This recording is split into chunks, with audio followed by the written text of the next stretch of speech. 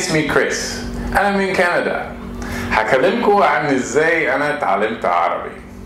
أنا اتعلمت عربي عن طريق الكلام مع المصريين كل يوم، ولو في كلمة مش عارفها بسأل عليها عشان أعرف معناها.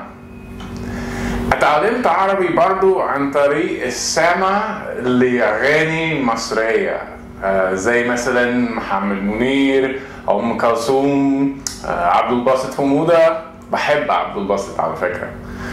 في كل حتة بروحها بحاول أسمع عربي وأقرأ عربي.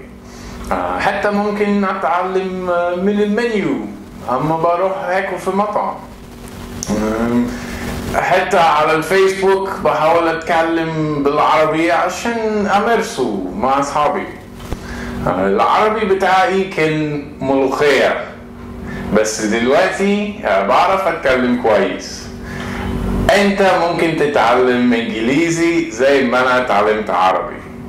I love SYE and I love my students. Thank you.